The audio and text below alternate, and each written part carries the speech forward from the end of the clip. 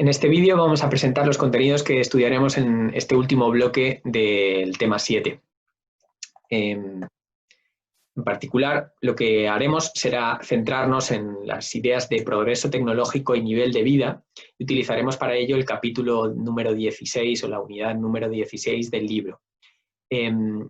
Decíamos al principio del tema 7, que en esencia nosotros dividiríamos los contenidos en dos grandes bloques. El primero, que ya hemos visto hasta ahora, sobre economía de la innovación, en el que utilizábamos el capítulo 21 y nos centrábamos en indagar sobre cómo se producía la innovación después de introducir una serie de conceptos básicos y cuáles eran, digamos, las causas y los factores que pueden determinar y mejorar la generación de innovaciones.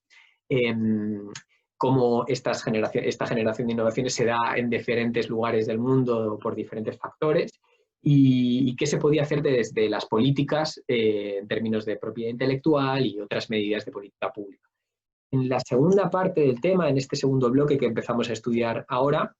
lo que haremos será utilizar, como decíamos, el capítulo 16, nos centraremos en una perspectiva más de los efectos que tiene la innovación, ¿no? Si en la primera parte nos preguntábamos por las causas, en esta segunda nos preguntaremos más por los efectos de la innovación y utilizaremos, a partir de esta idea schumpeteriana de la destrucción creativa, nos pararemos más en profundizar en la parte destructiva del cambio tecnológico, ¿no? Cómo el cambio tecnológico genera fricciones, genera efectos destructivos en algunas cuestiones relacionadas sobre todo con los mercados de trabajo y también algunas cuestiones relacionadas con los impactos que tiene la innovación sobre la calidad de vida de las personas.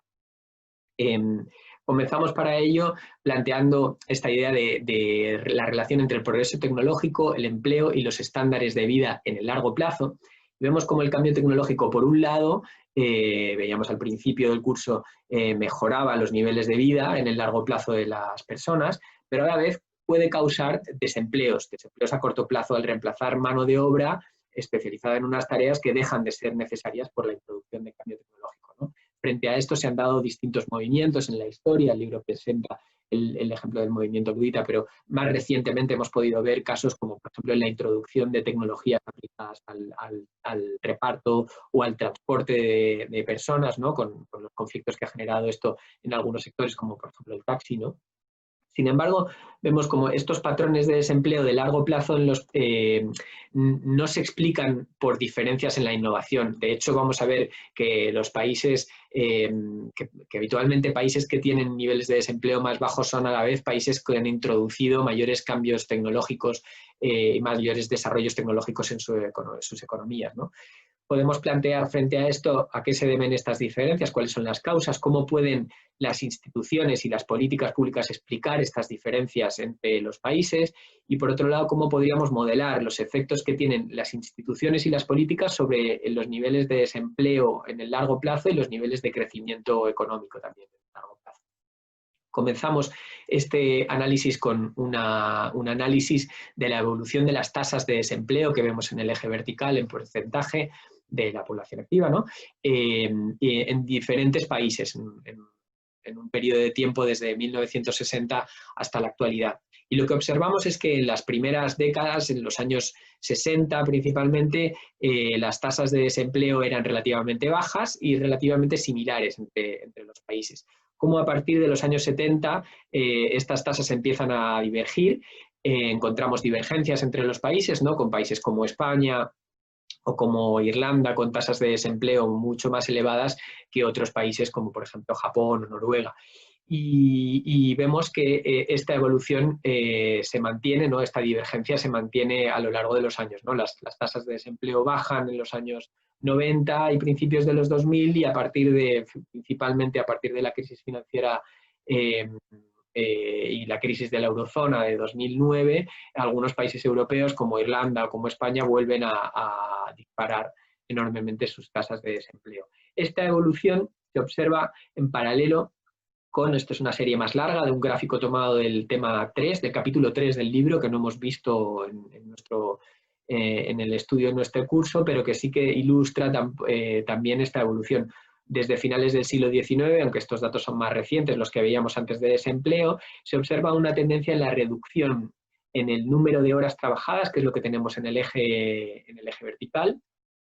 en paralelo con también un aumento del PIB per cápita, como aumenta la renta por habitante y también, aunque esto no se ve en este gráfico, también se está produciendo un aumento de la población activa, el aumento de la población activa que viene de la mano sobre todo en esta época por la incorporación progresiva de la mujer al mercado laboral. Es decir, lo que estamos viendo es que se trabaja menos y en menos horas de trabajo y a la vez se produce más por habitante, ¿no? O sea, es más productivo. Esto evidentemente viene de la mano de cambios tecnológicos, de introducción de mejoras tecnológicas. Y volviendo al gráfico anterior de las tasas de desempleo, lo que planteamos ahora es como los distintos patrones de desempleo que reflejan los países pueden estar a su vez reflejando diferencias en las instituciones, en las reglas del juego, en las leyes de los mercados laborales, pero también en las normas informales y en las políticas públicas, en las políticas que se están llevando a cabo, políticas industriales, políticas de empleo en los diferentes países. La producción hemos visto que o vamos a ver principalmente que se vuelve más intensiva en capital, es decir, utiliza más en el proceso productivo tecnologías y maquinaria y en términos relativos utiliza menos fuerza laboral, pero esto ha venido de la mano no ha venido, mejor dicho, no ha venido de la mano de aumentos en el desempleo, ¿sí? El aumento de la intensidad de capital, especialmente en algunas economías que son intensivas en tecnología, no ha acompañado un aumento en los desempleos. Nos plantearemos en los siguientes vídeos cómo ha sucedido esto, por qué ha sucedido esto y cómo podemos, por lo tanto, explicarnos esta evolución.